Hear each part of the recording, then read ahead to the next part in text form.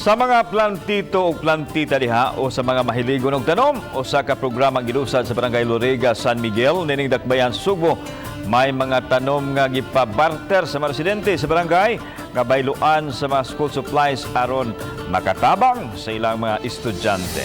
Ang report ni Nico Sireno.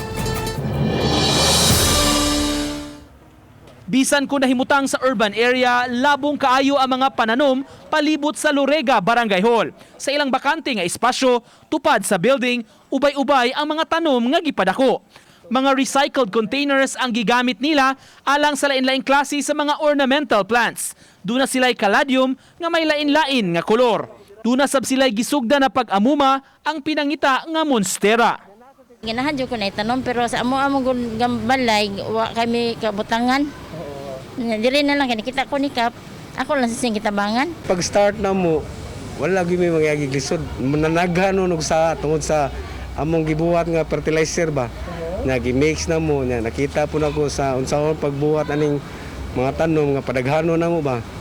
Pasabot ni Kapitan Fritz Herrera, nagsugod kining hilig nila sa pagpananom sa composting. Ang mga basura nga malata nga nahipos sa barangay gihimong compost fertilizer.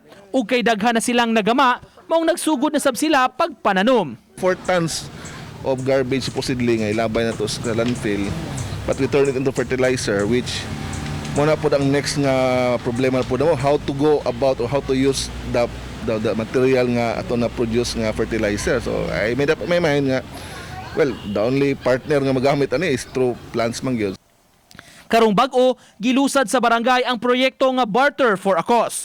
Mag-post og hulagway sa mga tanom nga ilang ipa-barter dayon ibaylo sa mga school supplies. Bidding ang pamaagi ni ini, ang may labing daghan nga mahatag nga mga materials mo'y mahatagan sa tanom. Maybe na nagkinalag tanom ron nga pwede ito maka-supply nila, but not through selling, no, but through barter system with specific materials which is we know nga needed kayo sa modular classes karon. So like for instance, bond paper, papel, lapis. Sukad na sugdan ang programa, ubay-ubay na nga mga kabataan ang nahatagan og mga materyales pang-eskwela. Butang nga matud pa, daghan og igo ang proyekto, nakatabang na sa kalikupan, nakabinipisyo pa ang mga kabataan.